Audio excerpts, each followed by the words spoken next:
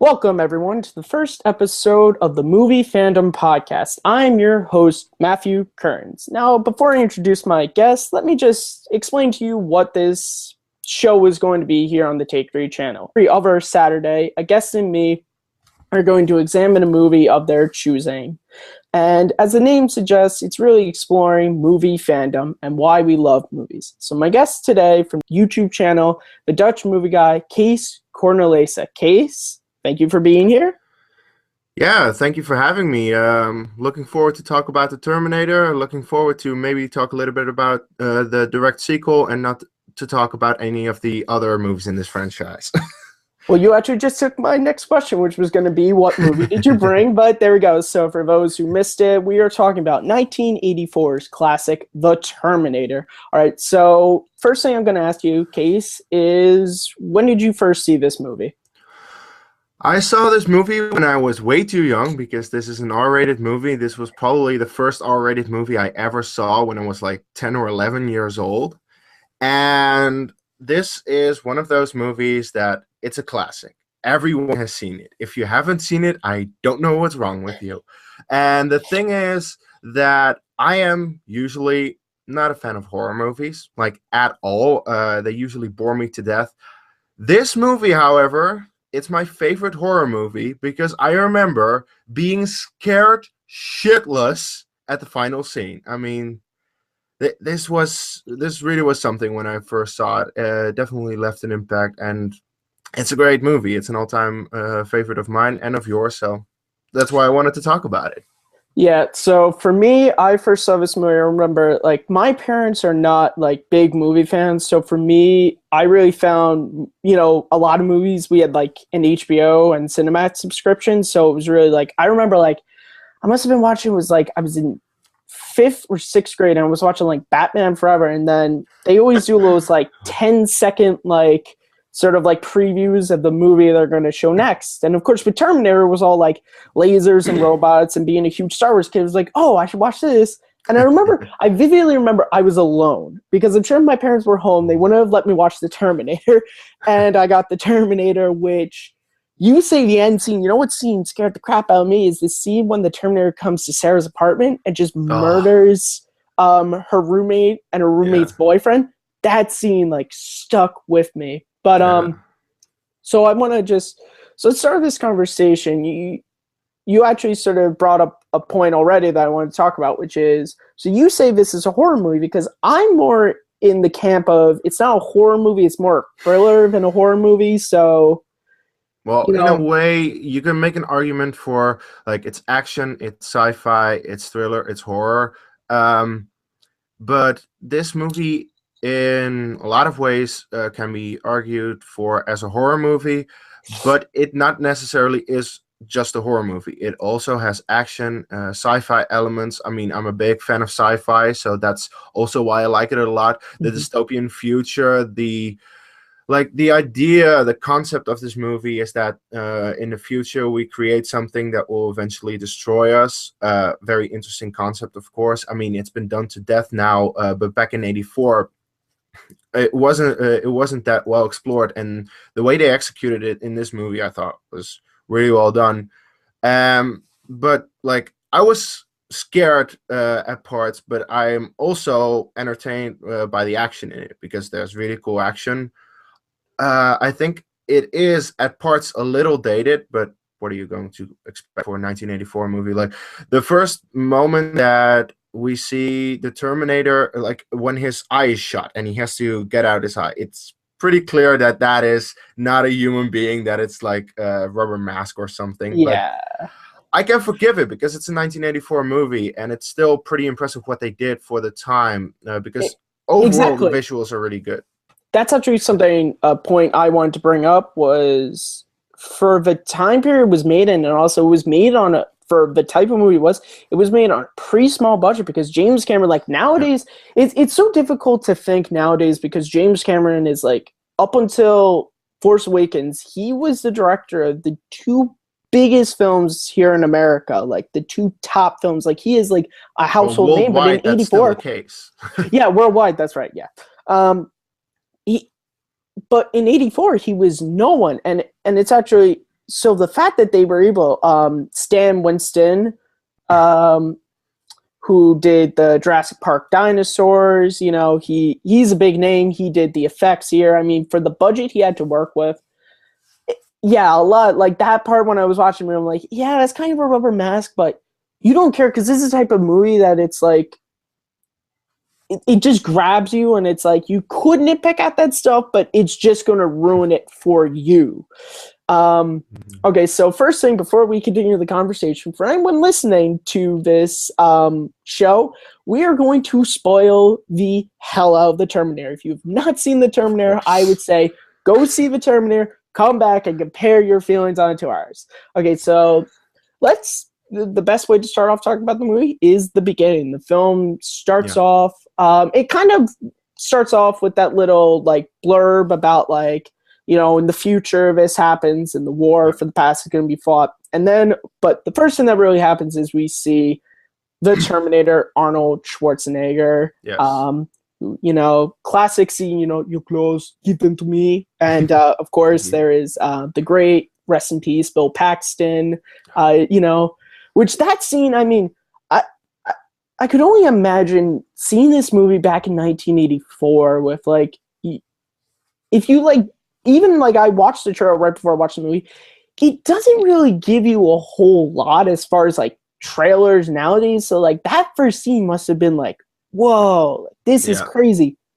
And then we get our introduction into my favorite character, one of my all-time favorite film characters, Kyle Reese. And something I like is this is a movie that you can never see the second time. You can never see it the way the first time, because the way Cameron with the story is, you see the Terminator like killing people and all this, but Kyle is not the best guy. He steals the homeless man's pants. He's stealing guns from the cops. He's doing so.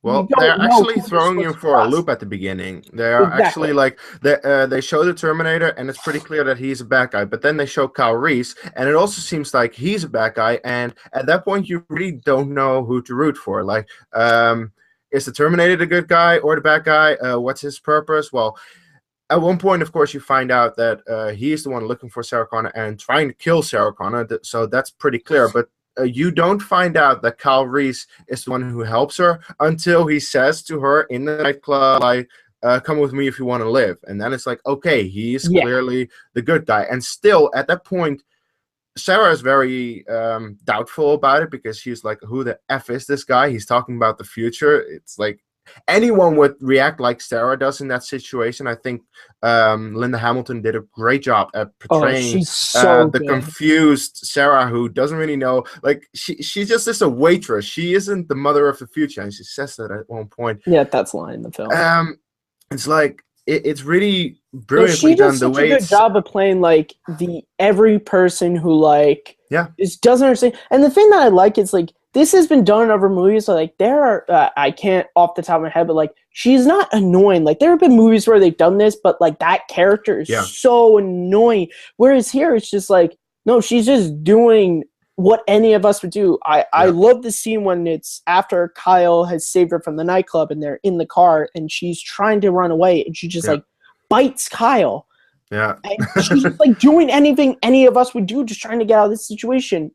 So you leave me at our next point, then we get our introduction to Sarah Connor, who it's such a like, I'm a big scores and soundtrack guy, so like the music in this, I love how it goes from like the music when you see the Terminator and then you see Kyle Reese is very like do, like it's very like running fast. It's very, and then we get Sarah's theme is very just slow and it's upbeat. You know, it's upbeat, and she's just a waitress, so she's not having the best day at work. And then we get the news broadcast, which is Sarah Connor, mother. Well, we actually see it first. We see her be killed, and then we get the two cops who I don't remember the name of the other actor, but I know Lance Hendrickson is one of them. Which trivia for those of you, Lance Hendrickson was originally supposed to play Arnold Schwarzenegger's role. He was good friends with James Cameron, and Cameron had sort of written the role with him in mind.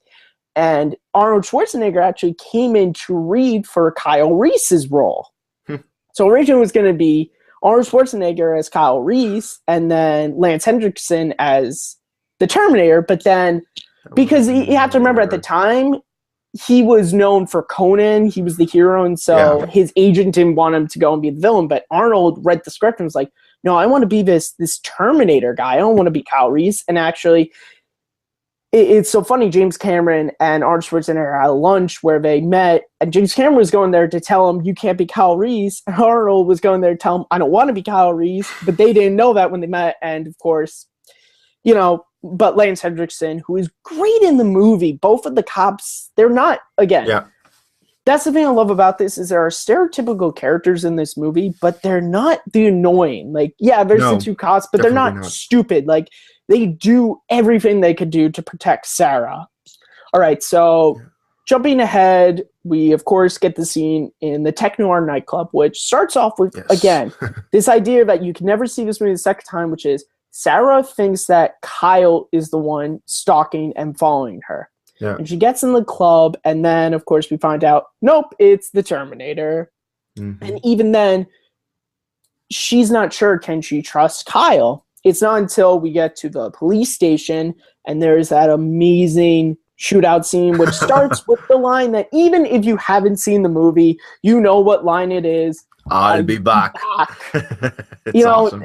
Yeah. And then there's just that. And I even watching the movie again, I love how it's like, she feels at that point, she doesn't understand. So when the police chief is like putting her on the couch, and he's like, oh, you're perfectly safe. There's 30 cops in here. Like, she's like, okay, you're fine. But then for the audience, we know that, like, no, we see that it's not until Kyle saves her from the police station, she goes, oh yeah, I can trust this guy. He's a good guy.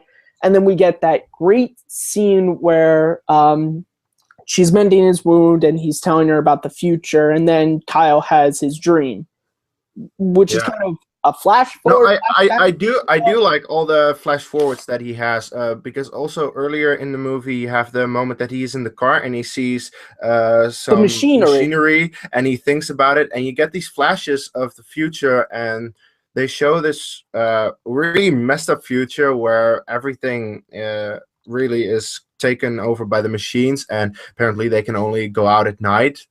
And the way they were able to show that, because the machines are terrifying in those scenes. Every time you're like, oh my god, what are they going to do? Every time you see them, they actually kill some humans. So they actually are a threat, and they are scary. And you realize how messed up this world is, and how important it is for Kyle Reese to save Sarah in the present. So the other thing I like about those flashbacks that Kyle has is they also show how much of a threat the Terminators can be. Yeah. Because they kill a lot of people in those, and you especially see when the one comes into their base and shoots up everyone. He infiltrates them.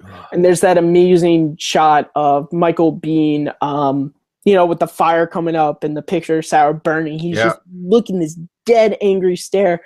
I love it. So let's just talk about characters a little bit more. Mm-hmm. Some people will say it's Conan, others will say it's the Terminator. But regardless, the Terminator, I like to say, this is when the world got Arnold Schwarzenegger that we know today. If he doesn't do this movie, I don't think we get Arnold today, which some people will say is a good thing. We definitely don't get Arnold of the late 80s. That is for sure, because his role shot him to superstardom, which he was kind of with Conan the Barbarian, but that was sort of a culty film. Like, people saw it, but it wasn't like they were rushing to stardom. It's... But seriously, this movie was his breakthrough. This was the first big movie that everyone saw him in, and everyone knew him as the Terminator from this point on. Like, before this movie, yes, you had Conan, and that really was it. He was a bodybuilder. He was not really taken seriously. This movie showed that he can act, he can bring a presence, and the Terminator, one of the most iconic characters ever, and he reprises his role in every single movie in this franchise. And while I am not a fan of three of the four sequels, Mhm. still Arnold Schwarzenegger is mostly the good part about those sequels. Like when he shows up, he's good and fun in the role. And I also thought it was a good way in the second one to switch it up, like not making him the villain. There was a good plot twist that you find out at one point he is not the villain, but because he is such a menace in this movie, and he does not stop. Like Kyle Reese said, he will not stop ever until you are dead. It's like, oh my God, it's true. You see it in this movie, and the way they were able to portray that. The Terminator is one of the most iconic characters ever in movie history. This movie started in pop that, culture and they history. that I mean, for like two. I said, everyone knows I'll be back, even if they haven't seen this. Yeah. Okay, so Or Hasta la Vista, baby. well, that's the second one. That's the second but one. But a lot of people think it's in the same movie. Okay, so let's talk about Michael Biehn next. Michael Biehn does not get enough credit. He is a great actor. He does not get the credit he deserves. Kyle Reese is one of my favorite characters of books, movies, TV. He's up there, you know. And the thing I like about him is he's both a strong and vulnerable character. He's so strong. He's able to stand up against the Terminator, but you never get this sense of like he's on the same level as the Terminator. But what you love about him is, whereas he always says the Terminator's not going to stop until you're dead, Kyle's not going to stop until he's dead. And we see that in the movie, especially after that last scene. He doesn't care that he only has like a steel bar to fight this thing. He's like, no, Sarah, run. I'm going to just smash the shit out of this. Yeah. I love that. What do you think about Kyle Reese in this movie? I think Kyle Reese is a great character. I'm sorry to say this. I am not the biggest Michael Biehn fan. I think he gives a good performance, not the most amazing performance. That is the reason why Kyle Reese in this movie is not my favorite. I get that other people do. It's just something like other people love it more than I do, which is fine. It's something that we can disagree on. I just am not the biggest fan of his performance in this movie, but I think it's a good character. That's all I'll say about it. That's okay. So now we'll move on to the big one, which is Linda Hamilton as Sarah Connor, she is so good in this movie because because out of the three principal main characters, she's the only one with an arc. Like Kyle, save for the romance, like he goes through a romantic arc with Sarah. The Terminator has no arc. Sarah's the only one who goes through an arc, and she plays it so believable. Because there's a lot of time in movies that you can write an arc, but like you don't believe that the person at the beginning would ever do the things they're doing at the end. Like I believe when she is driving the car and she's figuring out a way to like smash the Terminator's motorcycle and she's picking up Reese, like I totally believe that the waitress from the beginning, because of all this, is doing it. So what do you think of Linda Hamilton as Sarah Connor? I think she's really good. As I said before, she's like the relatable character in this movie. She is like the one that everyone really can relate to. Like if you were in a situation like her, you are in a regular day job like her, and at one point someone of the future comes up to you saying that you are the mother of the future and there's a killer robot coming at you, you'll be like, what the hell is happening here? And the way she portrayed that in this movie was great. And what I also love about her character, and this carries over to the second one, like as you said, she has an arc, and I'm so glad that they were able to complete that arc in the second one, because this one shows the start of her becoming that badass, and the second one continues that, because in the second one she's full badass, and that opening scene, she's just doing those lifts. I'm like, Linda Hamilton could kick. She's jacked in the second. Oh my God! I was so happy that they were able to make that 2-movie arc for her. That it starts here, you see how it progresses through this movie, and then it finishes in the next movie.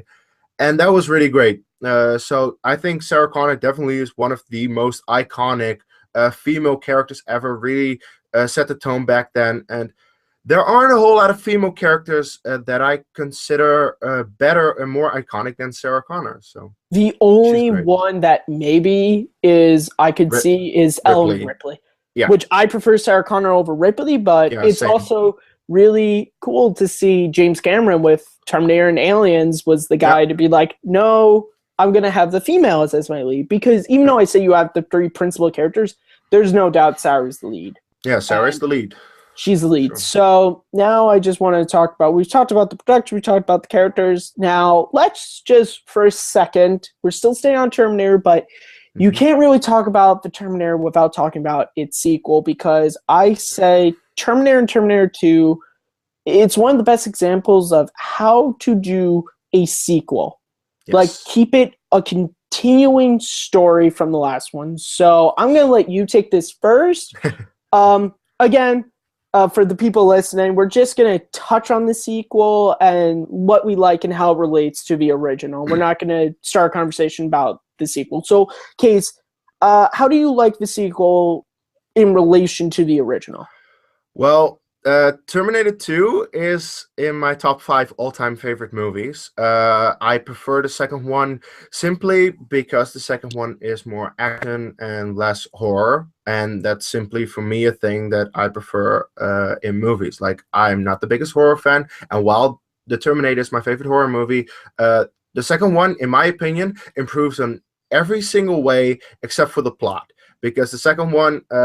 the plot is very similar to the first one, so it's not the best written. But the way the second one was able to continue the story, to continue these characters, to give you the little twist, as I said, the Terminator actually becomes the good guy in the second one, and you have the T-1000. They improved with someone who is a bigger threat than the Terminator. Like, the Terminator in the first one is a big threat, but in the second one, you get one who is even worse because he can, like, shape metal in any single form that he wants. And I think that the sequel to this is one of the best sequels ever. It was able to continue the story in a great way, and it really does the first one justice. Like, if you see 1 and 2, that's a great double feature, and don't ever continue after that. Like, the rest of the sequels, don't do it. Okay, so for me, I wanted to bring that up because I'm one of those people who I prefer the first one to the second one. The first one, it's in my top 10 favorite films of all time, and I love the second one. The second one is in my it's in my top 5 action movies. Like, I agree with you. It is a much better action film, but I think that's the thing I prefer about the first one. Why I wanted to bring the second one is the story. I think because I'm a person who I really enjoy characters, and I really enjoy when a romance in a movie is done well. People could disagree with me, and I've had conversations. I like to say that Kyle and Sarah's relationship for the time allotted in the movie is one of the best on-screen couples I've seen. Oh, yeah. There are better ones, but I mean, because you have, and I love that line at the end when Sarah's recording all this, the tapes for John. She says, talk about his dad, and she goes, in the short time we were together, we loved a lifetime. So that's why I prefer the first one. But let me talk about this. So I actually, for the first time in a long time, when I watched it this morning, I checked the time, how long the running time of the movie. This movie is under 2 hours. Yeah, it's pretty short. 1 hour 15. It's pretty short. And that's so crazy because in most movies that are the start of a franchise, introducing, new ideas, it's normally 2 hours and then some. But I realized the reason why it's so short is James Cameron was a genius when it came to when it came to like explanations needed for the story. He put them in the middle of action scenes. Okay, so you need to explain what the Terminator is, where's Kyle from. Okay, let me put it in the scene when they're being stalked by the Terminator in the parking garage. Because then, as an audience, the little opening scene where it just shows a bit of text and it shows a bit of the future, and you instantly get, okay, there is this dystopian future. And as I said, through the flashbacks and flash forwards, really throughout the movie, you get more sense of how messed up the future is, and what they're coming from, and why they're in the past, or in our case, the present, why they're there to help Sarah or kill Sarah. It's like he really does a good job in terms of storytelling, and it's really like as you said, the last time I saw it, it was like a month ago. I was surprised that it was as short as it was, especially because the second one is 2.5 hours, and I mean, the 2.5 hours for me of the second one fly by, but also this 145, 150, I believe. I'm not really sure. I think it's like 149. I Yeah, believe. something like that. It flies by really fast, and it's really But brilliantly not in done the bad with way. the Like, it doesn't fly by in the bad way. Like, there are no, some movies that are really short where you look at the time, you're like, oh, it's over. This is one where you're like, I felt like I just watched a 2 hour long movie in the best way possible. yeah. Okay, so Case, something I want to bring up is because this is the Movie Fandom podcast, you could have chose any movie to bring on. What Mhm. is it about the Terminator that you wanted to talk about? Well, as I said, it's my favorite horror movie of all time, and it's one of the greatest movies of all time, in my opinion. And it was in your top 10, so I was like, this is a good movie to talk about. And yes, I could have brought on The Empire Strikes Back, but I was like, that's a little bit too obvious. Maybe another time, maybe someone else. I'll leave that to someone else. But I Yeah, think the Terminator, the first one, often gets overlooked by its sequel because the sequel is usually the preferred one by a lot of people. And while I do prefer the second one, I do think that the first one deserves credit for starting it and being so good as it is. So that's why I wanted to bring this one up. I'm really glad you did because I honestly, when you were coming on, I thought you were going to bring Empire because for those who don't know, that is both mine and Case's favorite film of all time. But I'm glad you didn't because The Terminator, again, it's in my top 10, but it's a movie I don't get to talk about as much because Yeah. of what you said. So many people just prefer the second one. I don't know how many video reviews I've seen of Terminator 2 where they're like, oh yeah, just you could just skip the first one, just go straight to the second one. I'm like, no, That's not true. You, no, you if you shouldn't. fully want to, if you fully want to appreciate the second one as good as I do, like I love the second one, but that is also because I've seen the first one. Because as I said, there are character arcs that start in the first and they finish in the second, and there are just things that you can't like about the second one if you haven't seen the third one, the first one. Never see the third one, by the way. Um, Or well, the fourth, or the fifth. okay. To be fair, the third is a guilty pleasure, but if you take it seriously in like the canon timeline, it really messes up It's a everything about the really second one. good summer like action movie. Like if you like own the Blu-ray and you have a good TV and a sound system, I say Yeah, get a bunch of friends together, pop some popcorn. It's fun, yeah, but don't watch it as if you're like, oh, good, the storyline of 1 and 2 is continuing because it yeah. No, kind of screws up the the storyline. thing That's is, a conversation for another podcast. So I want to just talk about more about the behind the scenes of this film. So something interesting, in case I'm not sure if you even know this, the whole idea of the Terminator came from James Cameron was shooting Piranha 2, and he got very ill, and he had this nightmare, and the nightmare had a like man-shaped robot walking out from flames, and he woke up and he was like, I have an idea for a movie, and it became the Terminator. And it's nice. so crazy because that just doesn't happen in Hollywood today. We're in this age where we're so used to just like everything has to be based on a pre-existing property. It Yeah. has to either be a sequel or it has to be from a book or a comic book. Well, I want to go because of that mindset, we have the Terminator sequels that we have.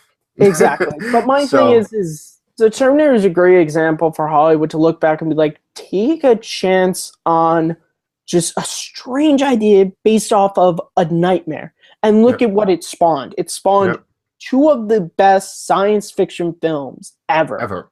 Yeah, Two of the best movies ever, I will say. I would yeah. say I would put, if you were making a top 100 list of the best movies of all time, I'm not sure where to put them, but I say they both get a spot on there. Yeah, they both deserve to be on there.